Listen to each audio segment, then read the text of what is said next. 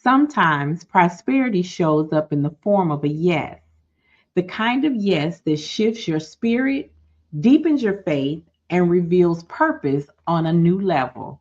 Are y'all ready to get into this? Let's go. Here we go! Nicole Johnson, Nicole Johnson, Nicole Johnson, let's go! And welcome to another episode of Prosperity Conversations. I'm your host, the Nicole Johnson, and today's conversation is all about prosperity that's rooted in gratitude, faith, obedience, and the courage to live with an open heart. Today's guest is someone that I'm excited and proud to sit down with, a woman whose testimony is powerful, personal, and filled with faith. After surviving a Chiari malformation and multiple brain surgeons, she experienced a profound shift. Her prayer life deepened, her priorities changed, and her relationship with God took center stage. Today, she lives in a season of yes, showing up with encouragement, light, and obedience, knowing that her yes can unlock someone else's breakthrough. You guys go on and clap it up and welcome LaCresha Payne Owens to the stage. Hi, darling. How Yes. are you? Yes. Hello. How are you? I am wonderful. Excellent. How are you? Good. I'm doing well. Thank you. I'm excited to Good. have you here with us. Listen, y'all, let me just go and be honest. I had to have her help me pronounce this malformation she had because I've never ever heard of it. So I ain't ashamed to say, listen, we all learn something new every day. But when she told me what it meant, and we will get to that in a moment, it honestly makes me rethink just about the things that we complain about. Not we, me, I'm we. The things that I complain about, right? And make me see things through a different lens. And that's what these conversations are all about. So, Lucretia, we're going to jump right on into where we always start. And I'm going to ask you to share with us what prosperity means to you. Well, prosperity means to me, immediately we like to think of abundance in terms of wealth and materialistic things. But I think God has shifted my prosperity perspective to mean building a better relationship with Him, really thinking about how my heart is postured and how I can, trust Him more to build up generosity to give to His people. So just being able to work in an overflow so that I can bless more people, and not just financially, but really with companionship, with understanding, with grace, with being able to just show up, and sometimes just being a listening ear. Because sometimes for me in the past, I felt like I was always at capacity, like I just didn't have enough to do nothing else. And Mhm. now God has shifted me, and I'm always working in abundance, which is biblically to me what prosperity is. And because I'm working in His prosperity, the kingdom's economy of prosperity, I always have enough to give God's people, whether it's an encouraging words, a smile, a listening ear, just being there sometimes is good enough. So that's what prosperity is to me. And I love that. I've explained to all of our speakers who have appeared thus far that when I put out the call for participants to come and speak and share, I had no idea who would show up. And really being prayerful over the alignment of the messages that went out, because in today's society, our economy, just in all different aspects. I don't want to name one and leave another one out, but in this season, let's call it that, there's a season of strife and unrest and uncertainty. Not too long ago, having the longest government shutdown. And the reason that these conversations were developed was to give people a beacon of hope, a beacon of light, and to let them know that you're not the only one going through whatever it is. We don't have to name it, but knowing that somebody somewhere is going through something, and the more conversations that come about, the more somebody will find some similarity. So I love that.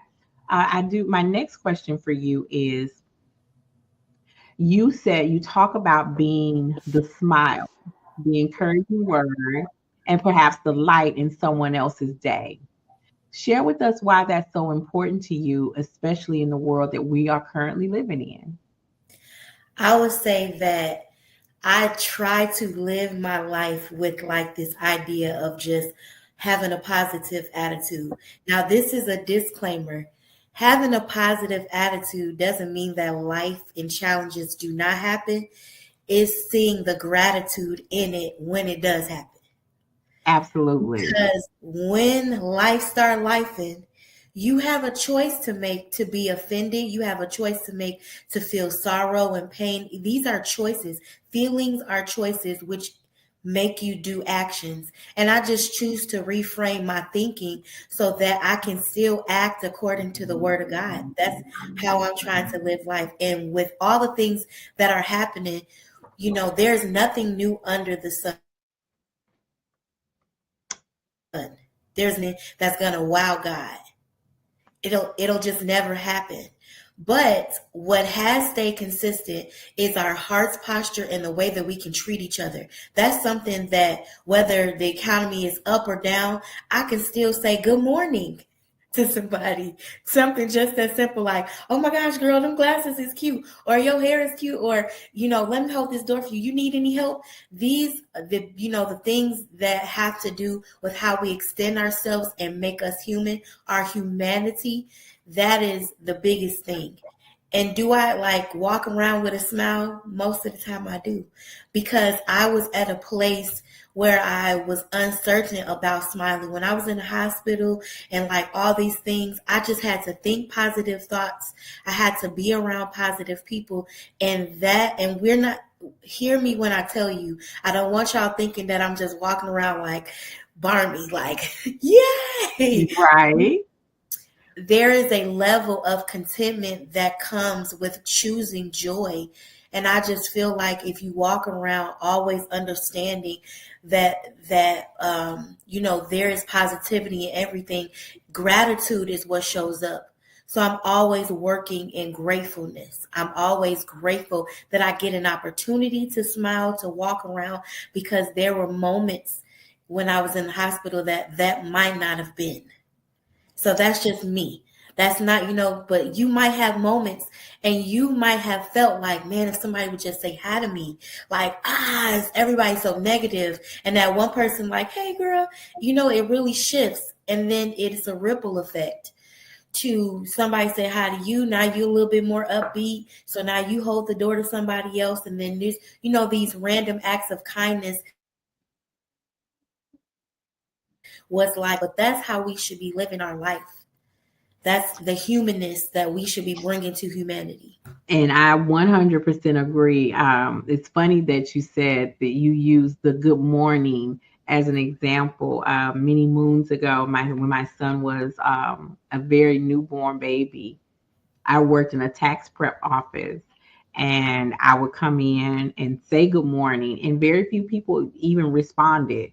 But there was one particular lady who did, and she happened to say, I love seeing you come in because nobody else says good morning to me. I live alone, and it's not sometimes until the time that I get to work that I actually have that type of interaction. And so I didn't realize that it meant that much. It was just how I was raised. You walk in the room, you say good morning. But over the years, because people were peopling, I didn't always wait for a response because I did what I was supposed to do.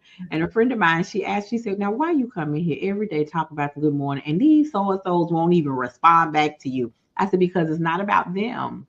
This is about me doing what I'm supposed to do. But now that I know how it impacts at least one person in that room, I'll continue to do so. It's not in vain, but it's just really about being obedient in how I was raised. But I don't know if you can see it. Let me see if I can adjust my camera, because something that I tell my community members to do.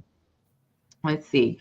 So back there on that shelf, the second container is a gratitude jar.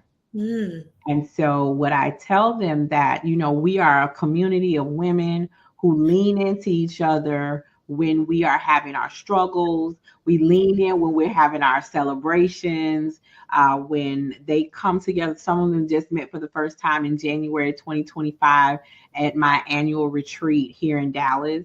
And when I tell you they are stuck like Chuck, I'm the only one can talk about them. They can't even talk about each other. I can talk about them. But even when you can't call that sister, that friend in the middle of the night, on a regular basis, put something in that gratitude jar. And I start them off with a simple sentence. Get an index card.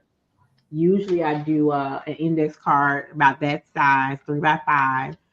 Some of them are 4x6 because my pastor was teaching in a series and I wanted the series on there, so I put it on there. But today I am grateful for, and fill in the blank, right? And just keep dropping those cards in there so that in the 3 o'clock in the 3 a.m. hour, right? When you can't call her or you call and she doesn't answer, go to your gratitude jar and motivate yourself, because it's something about seeing how far you've come Hmm. that makes a difference. And so, on that note, I want to talk about what I learned from you today. Okay. Talk to us about this malformation, how it impacted you, most importantly, how it transformed you. Okay, so it is a diagnosis. So I was diagnosed with Chiari malformation type 1. There are hundreds of people, thousands of people who have it. It is not commonly known, but it is a common thing. And unless you go through it, like the minute that I start telling people that I had it, people were like, my uncle have it, my son got it, my like it's so common about as much. So you're born with it. It is not hereditary. You're just born with it. And the symptoms either manifest itself between the ages of 2 and 3 or not until your 30s and 40s. So there's a huge gap. So mine didn't manifest until in my 30s. Some common symptoms are extreme headaches. You get lightheaded and pass out. You can have dysphagia where you can't swallow. You get numbness and tingling and all these things.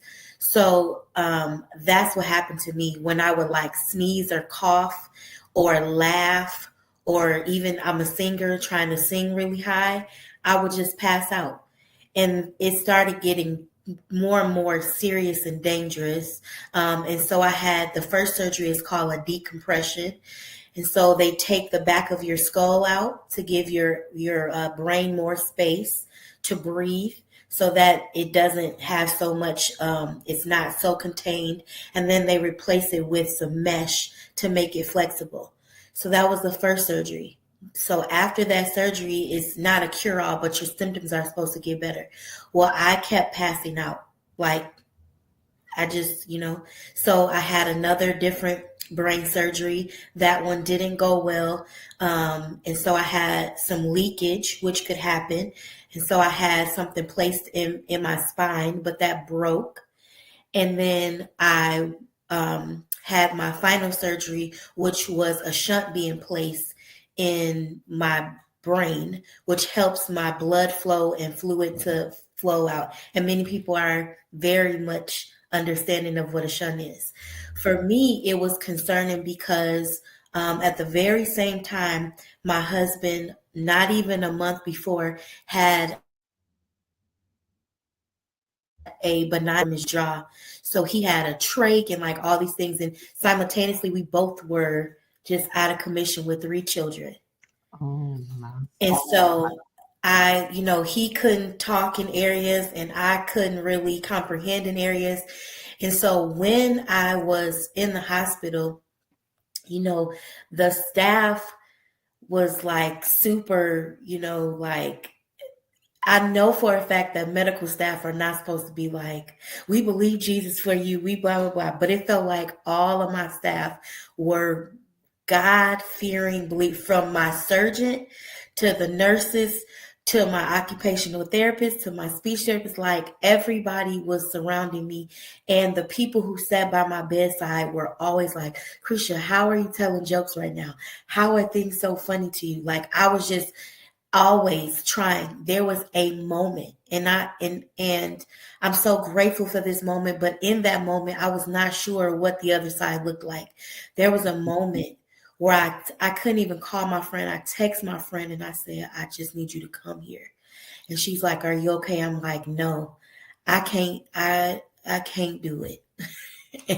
And she was like, okay, I'm gonna figure it out. Not only did she come, but she brought my pastor, my pastor's wife with her. And I was so in such a dark place that I had covers over me. Like I was like underneath, like just so low. And they were like, no, this is not who you are. They spoke life to me. And they were like, listen, you are a praiser. You're a worshiper. All you going to do is just praise and worship. And so I just had to think and hum. Like I was so in so much pain that I hummed praise and worship songs. Like, do you know how it was just a lot for me to be going through, and hearing, if you do this, then this could happen. If you could do that, you might not be able to do this. Your memory, your speech, or whatever. These are all these things that come upon you, and I'm human. And anybody watching that's like, I'm strong enough in the word of God, you are. But I choose to say that God needed to humble me to take me to my next relationship with him. It's not like higher, it's just a different relationship now.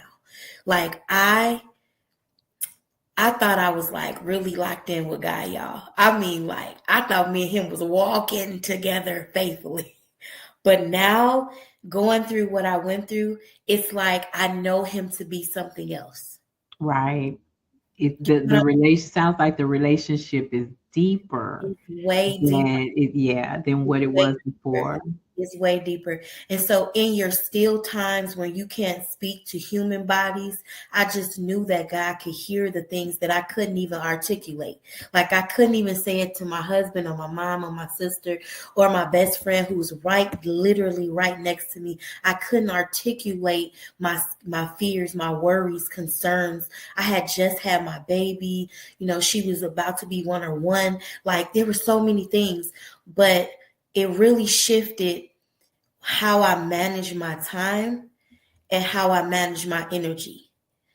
Because because my energy was limited, I was like, Lord, if you get me up out this thing, I'm just going to be on fire. Like I'm just going to use all my gifts and talents. Because that's the other thing. When you can't do, you think about all the times you could do and you weigh the options. Did you really do it? Did I do Mhm. it with my all and my all? So yes, it pushed me to really figuring out what the call and my purpose was, and to not be stingy with my gifts and talents, because I am not ashamed to say, people like, Chris, can you talk over here? I don't know about it. I don't even. But now I was just telling, Nicole, I said, listen, I have chosen to say, God, whatever comes my way is an opportunity you're giving to me. So my yes will automatically be a yes. I will automatically give you a yes, because I believe that you're going to put things in front of me that are for my good. So I'm not even going to have to vet it. It's a yes. And that's wonderful. I think there's so many things are crossing my mind as I've listened to you, and as you're sharing. Um, the three men in the Bible with their talents, the 5, 3, and 1, and God didn't give us talents for us to bury and to keep to ourselves. he gave LaCresha a specific talent that he only gave you, right? He gave Nicole a talent that he only gave to her, to me. And so when you don't step into that alignment or the sharing of the gift, you are depriving the world of what God only gave you, Mhm. right? And so there was a song that my church back in Alabama sang, well, back in Chicago, it was called Here Am I, Send Me.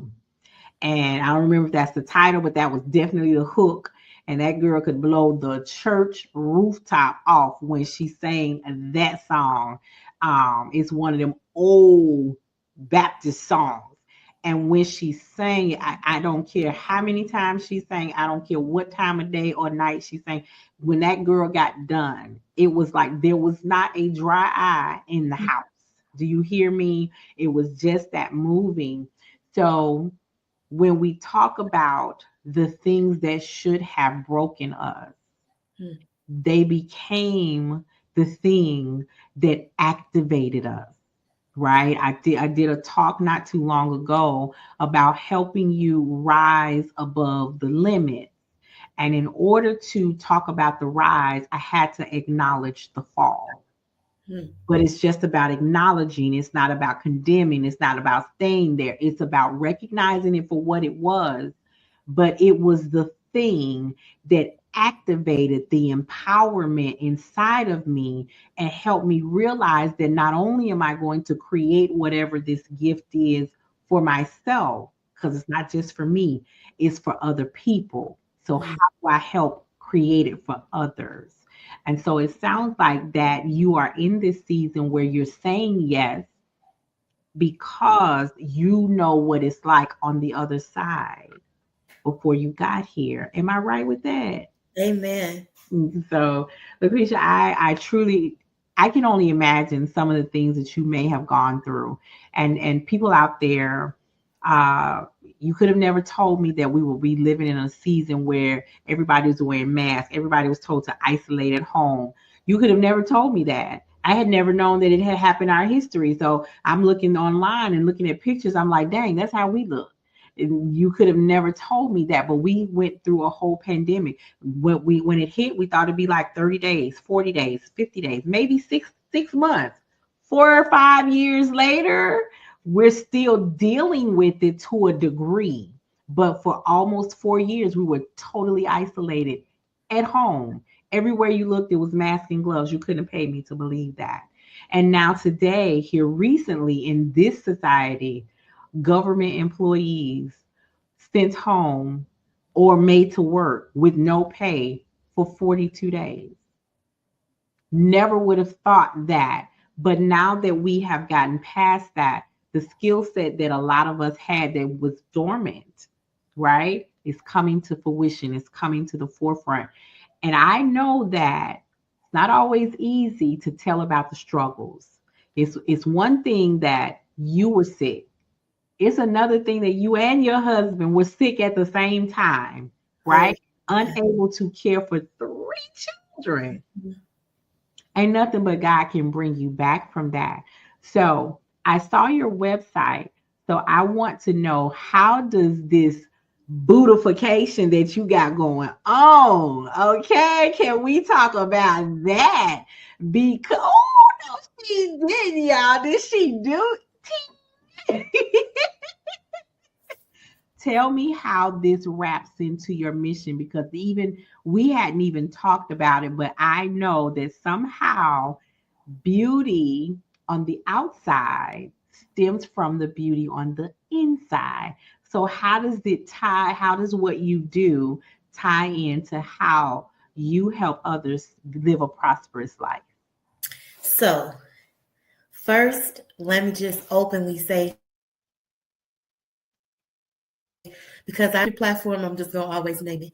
I did not know how vain I was. Okay. Oh, okay. Like, I did not know how vain I was. Can you imagine?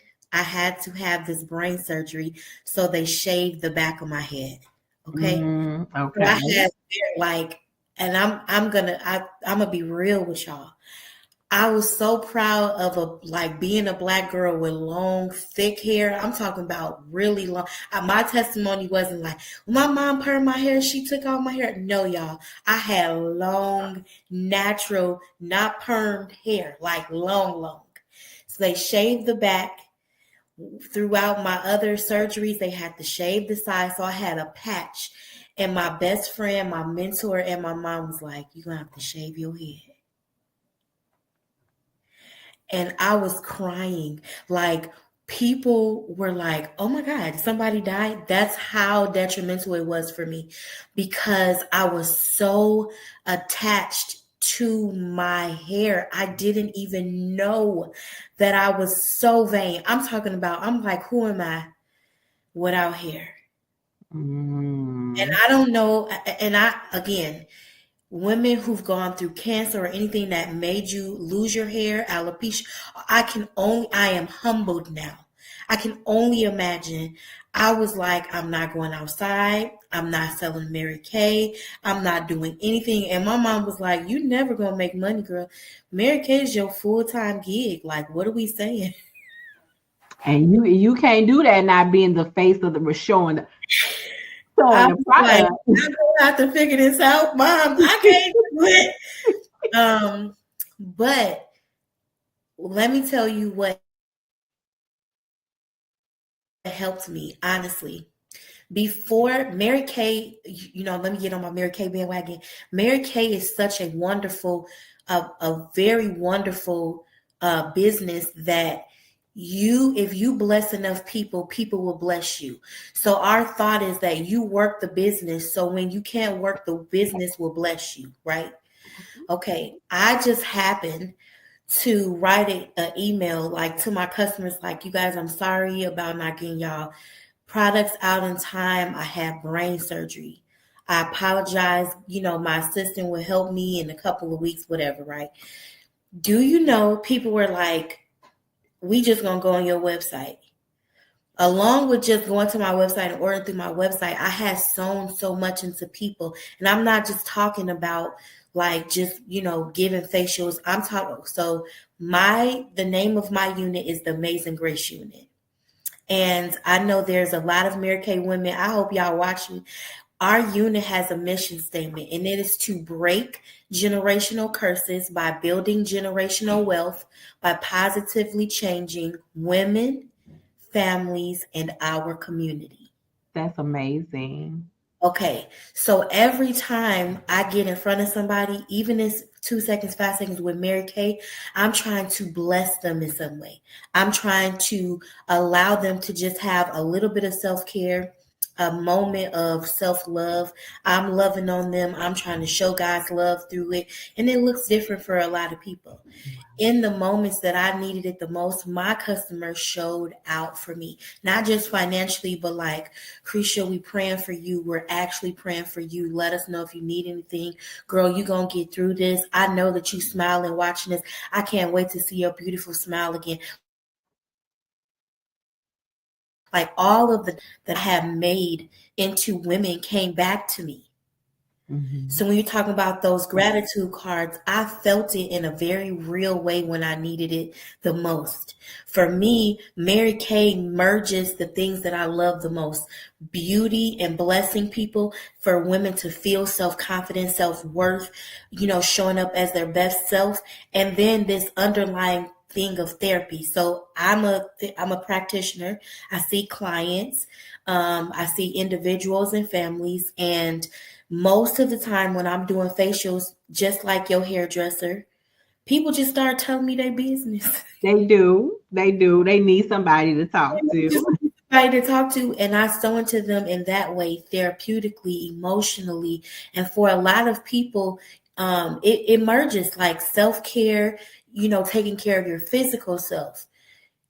It just manifests itself to you feeling great on the inside too, and vice versa.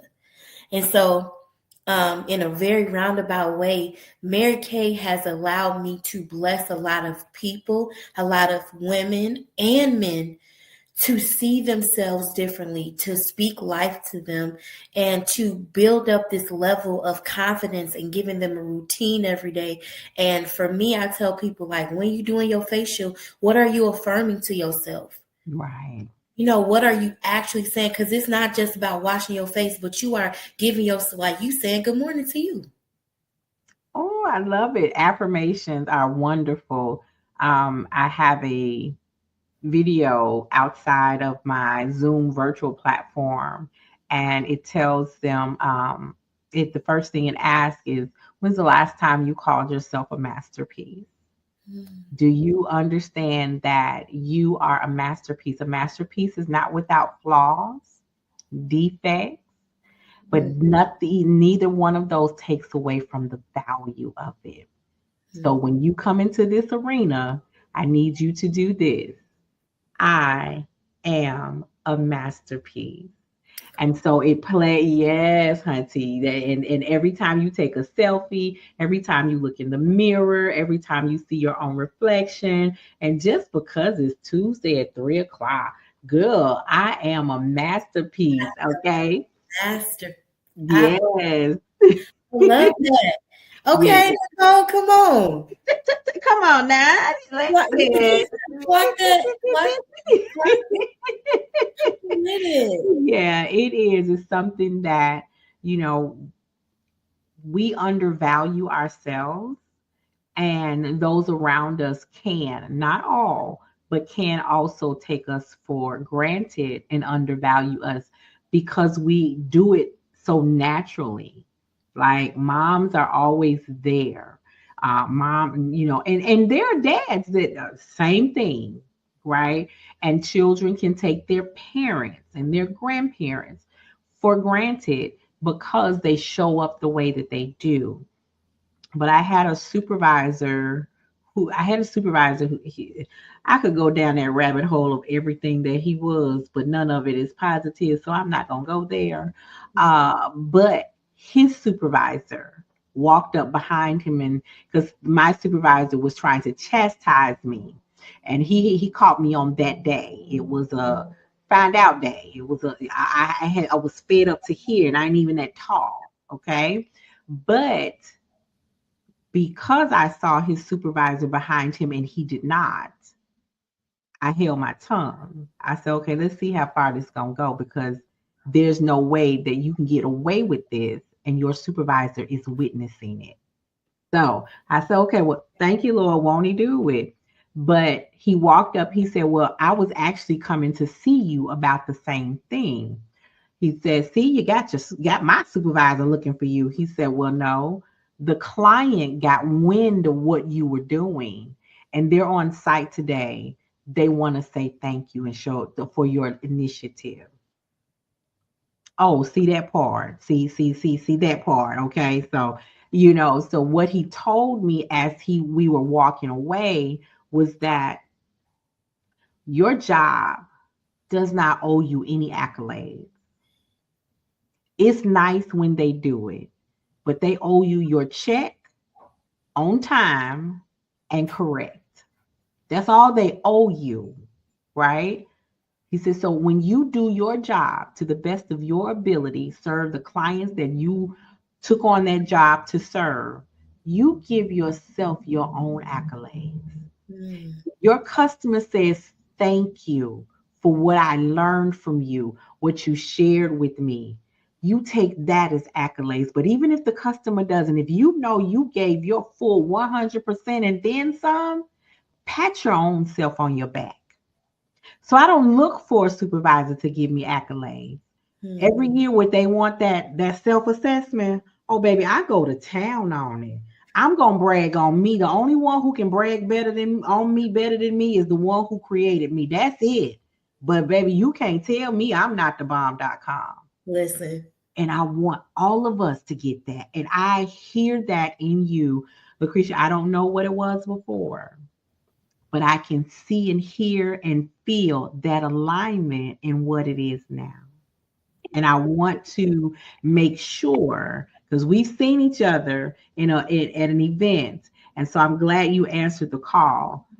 these conversations are making connections that I will keep for on and on and on and on. So, one of the things that we are doing is April is Financial Literacy Month, and I'm hosting a virtual prosperity summit. And I want to be able to curate more voices to speak at that summit. So I will get more information to you. But anybody who's listening, you check out that website. And if you feel like that's right, there we go. If you feel like you have a story that needs to be told, let's understand this. A friend of mine who is she is a founding member of Arrested Development. She's still in media. Oh yes. Okay. She's still in media. And she always says on her platform that we are using this platform to tell our stories. And I come behind her and say, because if in 40, 50, 60 years from now, the stories are not being told correctly, it's our fault. Hmm. So the Prosperity Summit is a way for us to tell stories, tell it once and tell it can be told over and over and over again. So LaCresha, I could do this forever, but we done went beyond our time, and it's okay. It is okay. You guys make sure you check out her website. Go over there and see what kind of beautification she has for you, because baby, she got it all right? But before we go, I ask a final question as we begin to wrap up. For the woman or even the man who's watching and listening and feeling stuck, what do you say to them to help them go to just the next step? Ooh, that's a good question. Okay, I'm going to go with what I immediately think about. So I'm a very visual person. And sometimes, when I was little, the TV would get stuck and, you have to hit it. So it'll be like, get back to... LaCresha, you need to quit playing. You know what I'm talking about? Like the TV got boom, and it'd be like a little shaky. And then if that don't work, when the stuff don't really work around your house, you ain't really don't know what you're doing. They tell you to unplug it and plug it back in. Reboot. Reboot. That is my word for you. Reboot. Sometimes we are stuck because we just lagging, like this video might be lagging. My internet was not what it needs to be. I don't know. But in God, we can have those moments. In life, we can have those moments. And sometimes we have to unplug, get into some isolation, recalibrate ourselves, look at our capacity, tell ourselves the truth, love on ourselves, get around people who love on us, get connected to the word. I'm going to always speak Jesus and get reconnected to him. Now, I'm a firm believer. A lot of people don't, cancel me. Some people like, I don't need to go to church. It's not about going to church to run after a pastor or a thing. It is about the community that comes with being a part of a church home. It's about the accountability of being a part of a church home. When my husband and I were out, people in my church was like, whoa, what's happening? We haven't seen the Owens crew in such a long time. They reached out to us. There's a pool of people that are not birthed to you, but they are birthed through the kingdom, assigned to you to love on you because they are God's hands and feet while we're in the earth. That might be what you build that community up. I'm just looking you dead in the eyes. You can see me, I can see you. Go get your butt into a church. Be around some people who want to do great things in their life and reboot yourself. Sometimes it takes a little calibrating and get listen, and you tell me to hit that thing one more time. Boop. Y'all know, listen, if you I'm going to give y'all like 40, 35 and up. You think that's good age? 35 and up. You know what I'm talking about. We know what, listen, and we're going to go 40 and say, you know what on TV was? You remember when TV went off and them colorful lines at the end? You remember when mama would call you from the other room to come turn the TV with the pliers? Come on now. Come on, come on, come on. That listen. When you, it is funny that you said recalibrate. One of the things that we do after the retreat every year is mid-year, we do what's called the money reset. We have to reset because life does all the things. And sometimes you get off track. You might have had a good year where life didn't do too much. We're going to celebrate that. And you accomplish those goals. But guess what? You accomplish those goals, you arrive at this level. What's the next level? It's time to keep leveling up. So at the money reset, that website right there, we're going to do one last one for the year on December 6th, the first Saturday in December. Going to come into my community and we are going to do a reset. Let me make sure I got my date right. December 6th at 9 a.m. It's a virtual event. Come in and we're going to reset so you can close out 2025 well and then set yourself up for success in 2026. We don't play around here. And so, LaCresha, I really, really want to thank you for being here with me to share your story, to teach us, teach me, teach the people, baby. I love it when we know we get these lessons and these gems. I do. Again, I appreciate it, and I look forward to seeing what happens in the future. And for you guys, I want you to understand that we always say prosperity is not something you chase. It is absolutely something that you choose. I am your host, the Nicole Johnson. Till next time.